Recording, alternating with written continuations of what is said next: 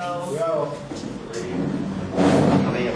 familiares de las víctimas del asesinato de la Cantuta, representados por la señora Gisela Ortiz, y los abogados de la parte civil en el proceso, representados por el doctor Gustavo Campos, por el doctor Carlos Rivera, por la doctora Gloria Cano, que se va a sumar en unos minutos, y por mí, ¿no? Entonces, bueno, yo le voy a ofrecer la palabra a los abogados para que puedan dirigirse hacia ustedes brevemente, y sobre esa base la idea es establecer un diálogo, sobre todo a partir de las preguntas que ustedes tengan a bien realizar, ¿no? Carlos.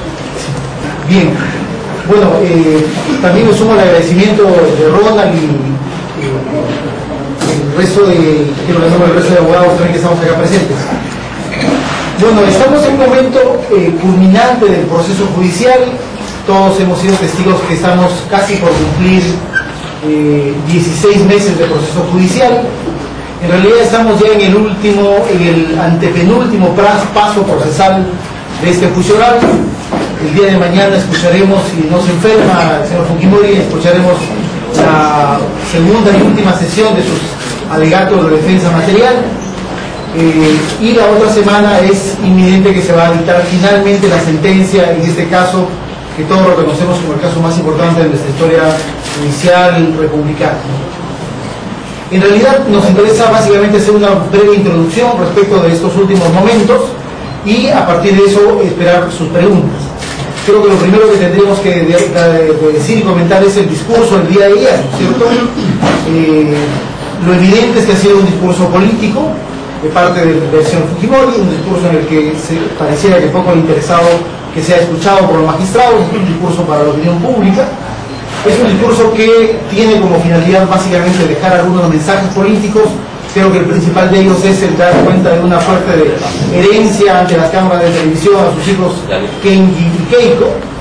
Y respecto de los asuntos concretos que son los crímenes, más allá de esta mención de que le dolió en el alma a Fujimori la matanza de la Cantuta, no ha habido mayor circunstancia para mencionar los crímenes, ¿no? Sobre esto, puntualmente, ayer comentábamos entre los abogados, puede ser cierto que le haya dolido el alma, pero también recordábamos que se ha demostrado que luego que el general Robles denuncia la matanza de la Cantuta a inicios de mayo del 93, él le responde ante una radio que el ejército no es un club de señoritas, es decir, seguramente no lo violó tanto en el alma.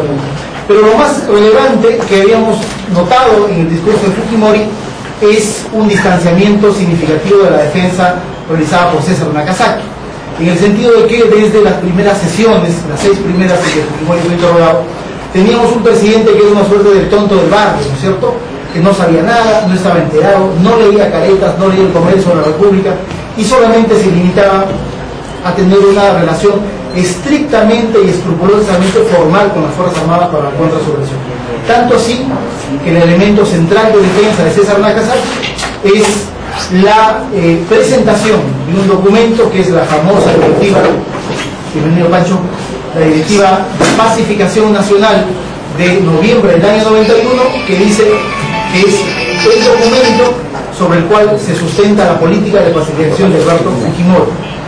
Y lo que hemos podido constatar el día de ayer es que tenemos ya no un presidente tonto del barrio, sino el jefe y el líder político que no ha tenido ningún reparo para asumir la condición que efectivamente siempre tuvo, que ser la de jefe de la política contra el terrorismo. Fujimori el día de ayer ha reiterado de manera sistemática y constante su condición de líder de esa nueva estrategia.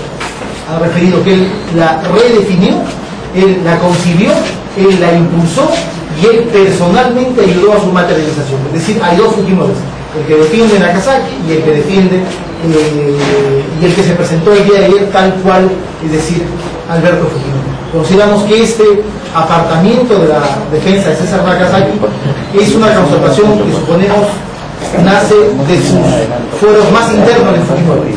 Fujimori es una persona, creemos, medianamente inteligente y ha constatado al final de este juicio de más de 15 meses que hay pruebas suficientes para ser condenado. Y él tiene la convicción que va a ser condenado. Y por eso es que decide hablar desde la política y abandonar e ignorar la acusación, porque sabe perfectamente que el juicio ha perdido. y ha perdido como consecuencia de la existencia de pruebas. Más allá de este cliché que repite Nakazaki, Sousa y el fujimorismo de que no hay pruebas, lo evidente es de que sí las hay, y las hay en un número considerable, y muchas de ellas, tanto directas como indirectas, que han sido presentadas por la parte civil y por la Fiscalía, que tienen un carácter de pruebas contundentes que dan cuenta de la responsabilidad del brazo Fujimori. Creo que ahora hasta las personas que eran las más ambiguas, las más incrédulas en la convicción de que Fujimori sería condenado, ahora sostienen una posición absolutamente en contra. Y eso es el resultado de un juicio desarrollado de manera impecable bajo la presidencia de César San Martín, y que ha cumplido el objetivo de todo proceso penal, que es descubrir la verdad. Y esa verdad da cuenta de un Fujimori responsable bajo los términos de la acusación formulada por el Ministerio Público, es decir, Fujimori es el autor mediato de los crímenes de Barros Altos y la Cantuta, y para cometer esos crímenes se valió de un aparato de poder que fue en sí y de un personaje nefasto como Vladimiro Montesinos, y los ejecutores de esos crímenes son los que están demostrados y los que además han declarado cómo ejecutaron los crímenes, los miembros del destacamento colombiano. Le doy uso la palabra a Gloria Cano, que es también representante de APRODI y abogada de las víctimas de este caso. Bueno, buenos días. Efectivamente, creo que lo que ha señalado Carlos Rivera es totalmente, no estamos totalmente de acuerdo, que ha habido un desmentido del propio Fujimori con la versión dada por el doctor Nakazaki en estas semanas de alegatos que ha realizado. Pero también hay un asunto que creo que los peruanos tienen que tomar mucho en cuenta, que es que Fujimori no vino por su propia voluntad, como él ha dicho en la audiencia: yo he venido y estoy aquí. A él se le trajo extraditado. Él se escondió durante mucho tiempo en Japón y luego ha pretendido hacer ver que estaba dentro de sus planes el venir a Perú a responder sobre los juicios. Se le tuvo que hacer un juicio de extradición en Chile, él no se allanó a la extradición, por el contrario, trató de obstaculizar en todo momento el proceso de extradición y se le trajo, es prácticamente detenido, se le trajo detenido y se le trajo al poner a disposición de la justicia. No es que él haya venido en forma voluntaria a responder por lo que tenía que responder, como eran las eliminaciones tanto en Barros Altos como en Calcuta. Él ha señalado el día de ayer su alegato de que había habido durante los otros gobiernos una estrategia de tierra arrasada y él decidió cambiar esa estrategia. Y es lo que ha señalado la Fiscalía, la cambió esa estrategia por una de eliminación selectiva. Por eso la creación del destacamento Colina y por eso todas las facilidades que se les dio a ellos y toda la garantía de impunidad que se le brindó a este destacamento Colina, que actuó desde noviembre del año 91 hasta julio del año 92. Gustavo Campos. Bueno, quiero aunarme al agradecimiento de los colegas por patrocinamos la parte civil en este caso, y ya lo he señalado, añadir algunas cuestiones, sobre todo el tema de lo que dijo Fujimori en el discurso de ayer, que había sentido mucho dolor por la muerte de los estudiantes y la muerte de las personas en los casos de Calcuta y Barros Altos. Sin embargo, como en las declaraciones que se dieron ayer, él muy dolido dio la ley de amnistía y amnistió a todos los criminales. De otro lado, en el proceso, en los alegatos de defensa del doctor Nakazaki, él no ha podido contrarrestar la estrategia de impunidad que se implementó en el gobierno de Fujimori en los años 91, 92 y 93. Ese es un lado bastante débil que ellos no han podido contrarrestar o contrastar. Han hecho algunas referencias, sin embargo estas son bastante débiles, y la postura que tiene la Fiscalía y la parte civil en este proceso nos parece que van a coadyuvar en ese extremo a la sentencia condenatoria que se debe estar dictando la semana que viene. Eso es todo.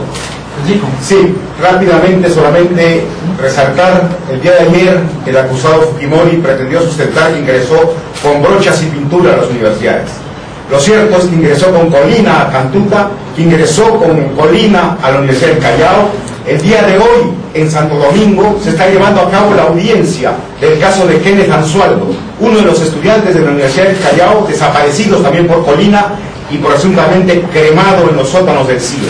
El Estado será condenado, esperamos también por este caso del estudiante Kenneth Anzualo, que junto con Martín Roca Casas fueron otro de los estudiantes de otra de las universidades donde operó el destacamento Colina.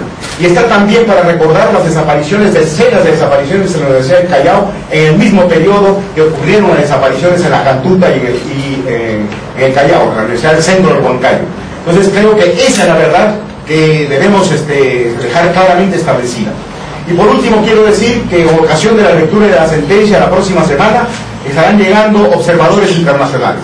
Está llegando el doctor Javier Zúñiga y el doctor Hugo Relva del Secretariado Internacional de Amnistía Internacional de Londres. Está llegando el doctor Daniel Wilkinson y la doctora María McFarland de Human Rights de Washington. Está llegando Coretta Youngers, Jo-Marie Wood de WOLA y Helen Mack de la Fundación Mack de Guatemala como parte de la delegación de WOLA. Y estará llegando Michael Reed del Centro Internacional para la Justicia Internacional de Nueva York y Eduardo Bertoni de la Fundación del Debido Proceso junto con Katia Salazar, una compatriota que también participa en esa institución. Por tanto, y Viviana Kristisevich de Segil, que está el día de hoy en Santo Domingo acompañando a la sustentación que estamos haciendo como APRODE en el caso de Kenneth Anzualo, también vendrá a la audiencia de la próxima semana para asistir a esta histórica sentencia que con optimismo, con esperanza de que estos 17 años de lucha de los familiares que nos ha sido muy grato acompañar, no será en vano y que la sentencia será firme y clara como esperamos todos los peruanos. Gracias, Pancho. Ahora sí, estamos a disposición de las preguntas que tienen a bien formular. Sin demora. Señora Marra, yo quería preguntarle cuál es su opinión de esa actitud del expresidente que no se arrepiente de su política de pacificación. Bueno, lo primero que debe quedar claro es que su estrategia de pacificación comprendió, pese a que él hoy lo niegue, una estrategia pública oficial y una paralela y de guerra sucia. Ahora, que él se reafirme o no se arrepienta de ello, debería decirlo de manera concreta. Yo creo que debería tener el coraje de encarar hoy en día lo que hizo y asumir el activo y el pasivo. Es decir, lo bueno que puede hacer y lo malo que es también de su propia responsabilidad. Y de lo que estamos hablando ahora en este proceso penal es justamente de la imputación concreta de dos hechos con apariencia delictiva. El Ministerio Público le imputa responsabilidad en los casos de Barros Altos y La Cantuta, además de los secuestros de un empresario y un periodista. Y sobre eso debería tener el coraje de decir también su verdad y de aceptar su responsabilidad.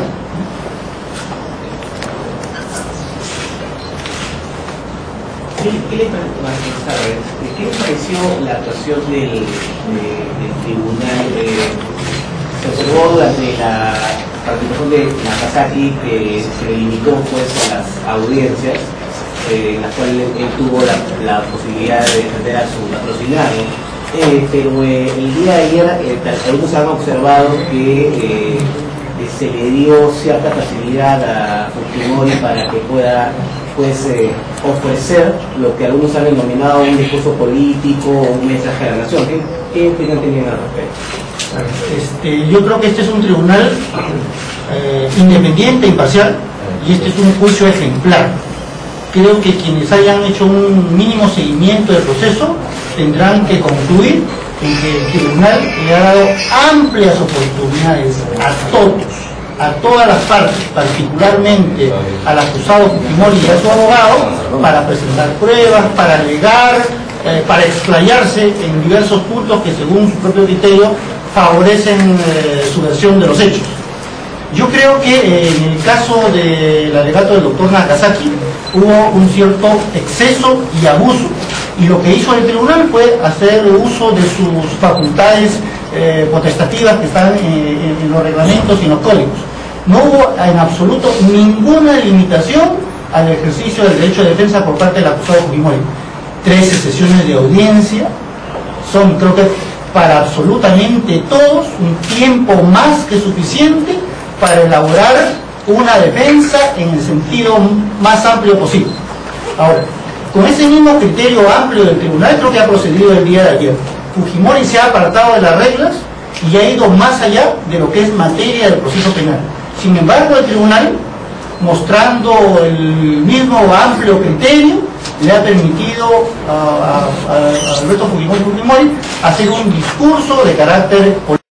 En todo caso, yo creo que prefiero que este tribunal peque de exceso al permitirle a Fujimori hasta dar un discurso político que aplicar, digamos, a rajatabla sus potestades disciplinarias y que ello en algún momento pueda ser utilizado como excusa por algunos para decir que al expresidente se le impidió ejercer el derecho a la defensa y que él fue víctima de un tribunal que solo procedió por el odio y por la venganza, ¿no? Entonces, yo creo que lo que hemos visto ayer es una reafirmación de un tribunal independiente e imparcial y de un juicio verdaderamente ejemplar.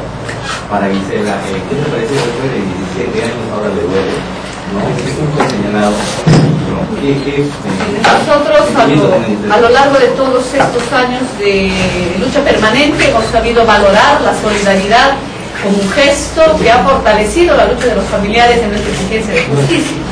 Sin embargo, creo yo que esta utilización del dolor y de la solidaridad como parte de un discurso político nos indigna y nos ofende en nuestra condición de familiares. En primer lugar, cuando uno realmente se conmueve por estos hechos de dolor, intenta hacer todo lo posible, no solamente para evitar que ese dolor siga repercutiendo en cada uno de los familiares, sino también para esclarecer y para lograr justicia.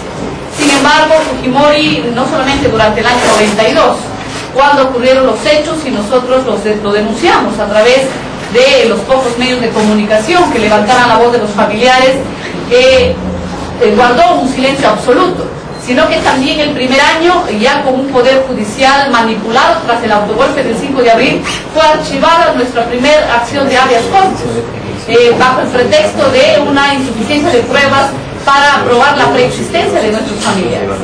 Ya en el año 93, tras la denuncia en el Congreso de la República, la comisión investigadora, que estuvo integrada por 2 fujimoristas, y el pleno del Congreso, también manipulado por el fujimorismo, decidió archivar la denuncia en el caso Cantuta con la tesis del autosecuestro, en un afán claramente de garantizarle impunidad.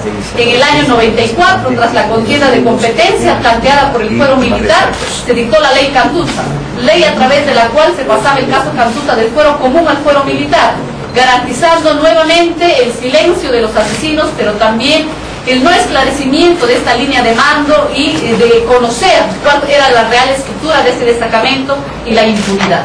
Para el año 95, 2 leyes de amnistía que no solamente pusieron en libertad a estos criminales, sino que también impidieron que desde los familiares o desde cualquier organismo privado o público se pudiera denunciar estos hechos para poder ser investigados. Entonces creo yo que hubo una serie de gestos, hubo una serie de decisiones políticas que más bien garantizaron la impunidad y que se contradice plenamente con ese dolor en el alma que dice haber sentido Fujimori. Yo tengo que rechazar en representación de los familiares esa manipulación del dolor y de la solidaridad como parte de un discurso político y de un afán de justificar los crímenes que se mandaron a cometer. Se contradice además con ese discurso donde dice que no se arrepiente de toda la estrategia política antisubversiva que él implementó y dirigió además en nuestro país. Entonces, así como no hay un arrepentimiento para lo general, para todo lo bueno y lo malo que se hizo, no puede haber pues un dolor sincero para un crimen concreto como el de la Cantuta. Más aún porque Colina no es solamente el responsable del crimen de la Cantuta, es también el de Barrios Altos, es también el de los campesinos del Santa, de la familia Mendigosilla, de Gómez Palomino, de la familia de Pedro Yaudi y de Caraqueño y de muchos otros casos que también ojalá pudiera él expresar el dolor que esto le ha significado como parte de una política sistemática implementada a través del destacamento Colina. Yo quiero aprovechar la oportunidad para, en nombre de los organismos de derechos humanos y de los familiares de las víctimas, particularmente de Barrios Altos y la Cantuta, denunciar el conjunto de agresiones fujimoristas luego de la extradición del reo Alberto Fujimori. Nosotros hemos contabilizado hasta 29 agresiones, amenazas y hostigamientos contra defensores de derechos humanos, familiares de las víctimas, testigos y miembros del Poder Judicial. Queremos denunciar ahora un nuevo atentado contra el ojo que llora. El día de ayer se ha mutilado el ojo que llora. se han utilizado cinceles y martillos y combas para extraer el símbolo del ojo mismo, que es el aspecto principal de la obra artística. Como ustedes podrán ver en estas fotografías, se ha extraído el ojo y se ha atacado el monumento, como digo, con cinceles y combas. Y esto es inadmisible. Y esto en todo caso se da en un contexto en el que algunos dirigentes del fujimorismo han llamado a una guerra en las calles a propósito de la lectura de la sentencia contra Alberto Fujimori y Fujimori. Yo quiero hacer desde aquí un llamado en principio a la prudencia, a la tranquilidad de todos, que el fujimorismo acepte como corresponde en democracia la sentencia que emita un tribunal imparcial, cualquiera que sea la orientación de la sentencia. Y en segundo lugar, un llamado a las autoridades, porque no es la primera vez que este monumento a la memoria es atacado, y es atacado, es la cuarta vez, y es atacado por los mismos, por los fujimoristas. Que se proteja el monumento y que se dejen ya de esa total pasividad que no hace sino finalmente alentar atentados como este. No podemos permitir que un recuerdo a la memoria de todos los que sufrieron producto de la violencia que en efecto fue iniciada por los grupos terroristas de Sendero Luminoso y el MRTA, pero que lamentablemente también se vio aumentada por las violaciones a derechos humanos cometidas desde las Fuerzas Armadas y la Policía Nacional. Esto no lo podemos permitir en adelante. Una pregunta, ¿usted está entonces, estaría de acuerdo entonces con este museo de memoria que también se ponga fotos, imágenes de las Fuerzas Armadas en el mismo papel que han sufrido también en las personas civiles? Pero en absoluto. Primero recordar que ya la muestra Yurnapa es bastante plural y objetiva, por lo tanto ahí están representados todas las personas de las instituciones que sufrieron los embates de la violencia, todas. Pero evidentemente nosotros estamos de acuerdo con que el Museo de la Memoria tenga como base la muestra de Yurnapa, pero cualquier otra sala, cualquier otro ambiente en el que específicamente se detalle el sufrimiento de algún otro sector de la población, más allá de que ya aparezca de manera general la Yurnapa, contará con nuestro apoyo y con nuestra decisión. Por ejemplo, deben haber salas específicas para las Fuerzas Armadas, para las víctimas de las Fuerzas Armadas, para las víctimas de la Policía Nacional, para los alcaldes, para los regidores, para los gobernadores que murieron a manos de Sendero Luminoso y el MRTA. Por supuesto que sí, claro. No sé si Pancho tú quisieras intervenir. Creo que esta tarea viene desarrollándose ya de manera complementaria por entidades de la sociedad civil. Hay esfuerzos por crear no solamente esta memoria física con el museo, sino también una memoria permanente y creada conjuntamente por todos los actores de la sociedad de manera virtual. Hoy tenemos las ventajas de que el Internet permite cobijar elementos de la memoria, fotos, videos, documentos, de manera virtual, para que todos podamos elaborar el museo que querramos nosotros destacar y desarrollar, y acoger los puntos de vista, las apreciaciones de todos los ciudadanos del país, para contribuir a construir esa memoria colectiva de lo que fue el impacto de estos dolorosos 20 años de la violencia política en el Perú. Entonces, a eso vamos a estar, creo, con seguridad, en primera línea, las organizaciones de los afectados, de todos los afectados, de todas las víctimas. Vamos a estar todos los organismos de derechos humanos, porque ese ha sido siempre el compromiso que hemos tenido desde que empezamos, en algunos hace más de 25 años, este trabajo de acompañamiento al proceso de la violencia que vivió el país. Entonces creo que eso está de por descontado, y por eso creo que también esta reacción que ha denunciado nuestro secretario ejecutivo Ronald Gamarra es consecuencia del retroceso que ha tenido que hacer el gobierno para aceptar crear el Museo de la Memoria, constituir una comisión que nos hemos pronunciado que respaldaremos en su actividad para que este Museo de la Memoria se haga realidad al más breve plazo. Señor Gamarra, un segundito, a propósito estaba hablando de lo del ojo que llora. Eso es así nomás, un parque abandonado, no hay policía, autoridad que cuide eso, no es la primera vez.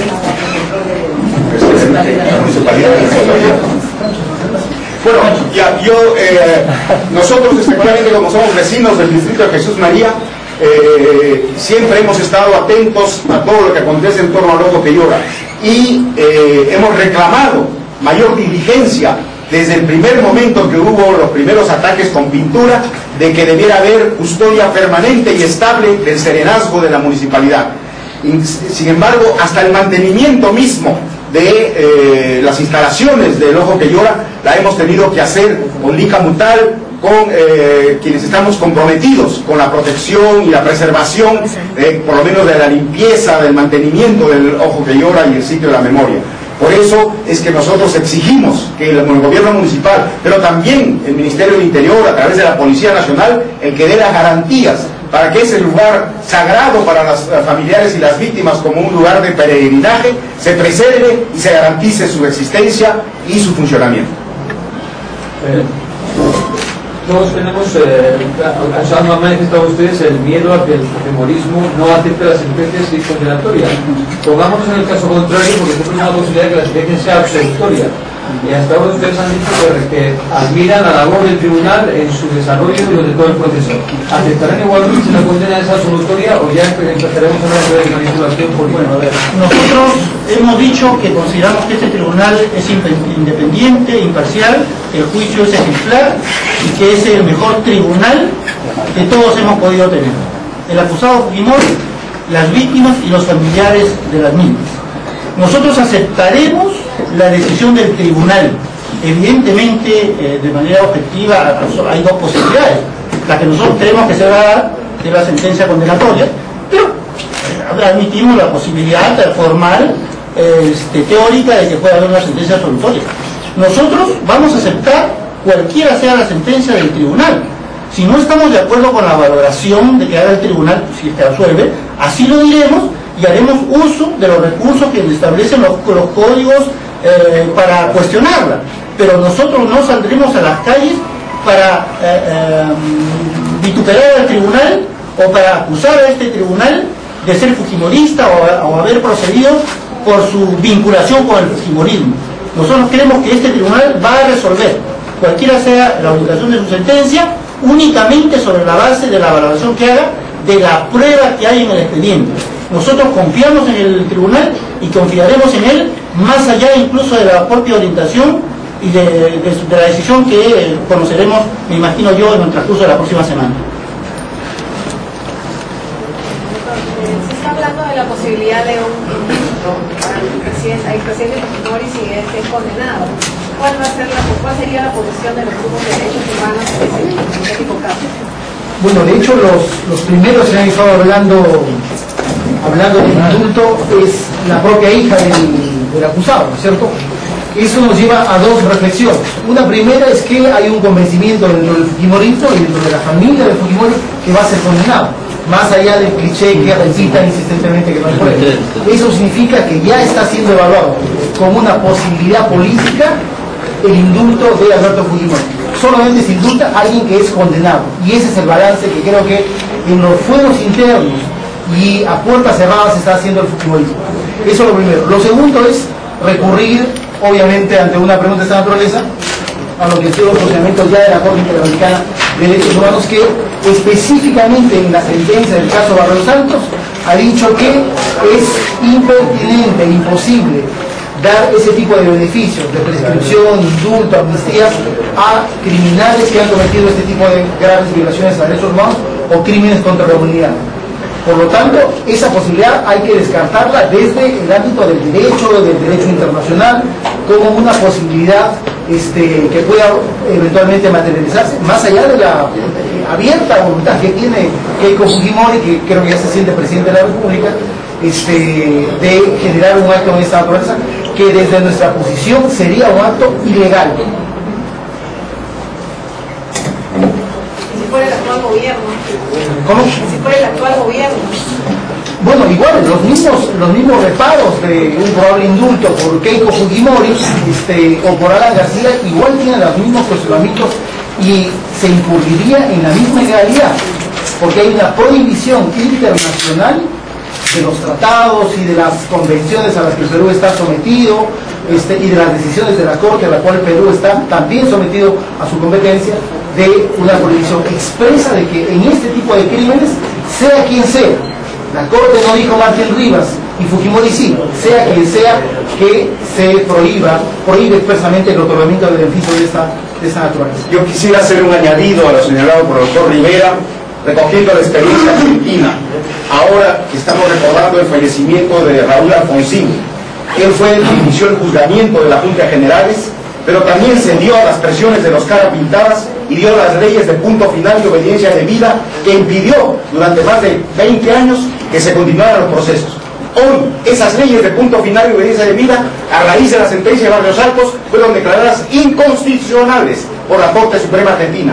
Y hay procesos en curso, Echecolás condenado a cadena perpetua, el general Benjamín Menéndez condenado igualmente a más de 30 años de prisión. Entonces, vemos pues que en América Latina son inviables las amnistías y los indultos, y por eso tenemos que aprender la lección los peruanos y los latinoamericanos. Yo quisiera solamente hacer un añadido, que el Tribunal Constitucional peruano, la Corte Suprema peruana, la Sala Penal Nacional encargada de ver los casos de violaciones de derechos humanos, han seguido el mismo criterio de la Corte Interamericana de Derechos Humanos y han declarado, no una, sino en reiteradas veces, que no proceden amnistía ni indulto tratándose de violaciones de derechos humanos. Por lo tanto, ese tema, a nivel internacional, supranacional, nacional, a nivel jurídico, está absolutamente cerrado. No proceden amnistías ni indultos para Alberto Fujimori. Yo quisiera, no sé si hay otra intervención, otra pregunta, mencionar 4 puntos que creo que son importantes y que dan cuenta de lo que probablemente ocurra mañana en el discurso de Fujimori, si es que vuelvo a repetirlo, Fujimori no se enferma, ¿no? Porque creo que ya toca que se enferme, de alguna manera. Lo primero, desde la Fiscalía y la parte civil hemos sostenido una cosa de manera reiterada y se ha demostrado de manera contundente. Fujimori desde el año 91, desde inicios del 91, definió la política contrasubversiva, lideró esa nueva política, la alentó y la impulsó personalmente. Lo que hemos escuchado el día de ayer es eso justamente, un reconocimiento desde Fujimori, apartándose de la defensa de Nagasaki, reconociendo su condición de líder. Ciertamente él dice, solamente eso fue como líder político. En realidad eso poco importa, en el juicio se ha demostrado que él emitió órdenes directas, verbales e ilegales, y la característica de las órdenes que todas se cumplieron por los militares. Eso es lo primero. Lo segundo, que ya revisando muy minuciosamente el discurso de ayer, se acerca de una manera muy estrecha a lo dicho por quién, por Martín Rivas. Martín Rivas en las entrevistas a Humberto Jara señaló que ellos sintieron un cierto contento cuando Fujimori llegó, porque fue un presidente que rápidamente ingresó a la guerra clandestina. Y esa guerra clandestina obviamente no significaba que Fujimori iba a intervenir en las operaciones militares, significaba la emisión de mensajes a la subversión. Fujimori ayer ha dicho en por lo menos 3 o 4 oportunidades que a él le interesó emitir mensajes a la subversión. Por lo tanto, se acerca de una manera absolutamente estrecha a lo dicho por Martín Rivas, que es un documento prueba en el proceso judicial. Tercero, Vladimiro Montesinos. Auguramos, no por ser pitonizos, auguramos que Montesinos no va a ser mencionado ni ayer como no lo fue, ni mañana tampoco. Hay una alianza que persiste. Cuarto, los crímenes. Fujimori va a persistir en la posición de que los crímenes simplemente fueron excesos. Poco interesa eso porque está demostrado que fue parte de un plan criminal de Colina como parte de una estrategia contrasubversiva que respondía a un patrón de violación a los derechos humanos. Y lo quinto, respecto de los responsables. Ya lo ha adelantado Fujimori, lo ha venido diciendo Nagasaki, que de repente han descubierto, dice, después de 15 meses de juicio, que el crimen fue cometido por un grupo que es el destacamento Colina, que se desvió. Anoche hemos escuchado una tesis ya un poco dislocada, dice que era casi de despecho, que como el Jaén estaba investigando y capturando, el ejército decidió hacer un grupo que como no capturaba, comenzaron a desarrollar la matanza de Barrios Altos para mostrar que efectivamente estaba actuando. Esa va a ser la versión de Fujimori respecto de los responsables de los crímenes de Barrios Altos y La Cantura. Eso es lo que consideramos que seguramente mañana va a terminar. En realidad, como lo anunció Nagasaki, creo que ante muchos de ustedes inclusive, no va a haber en realidad ninguna bomba, ¿no es cierto? La única bomba va a ser la de la próxima semana, que seguramente se menciona al momento que la sala emita el fallo contra Alberto Fujimori. ¿Alguna otra pregunta, cuestión, comentario? Saludo. Bueno, muchas gracias. Vale, gracias. Muy agradecido. ¿Hola?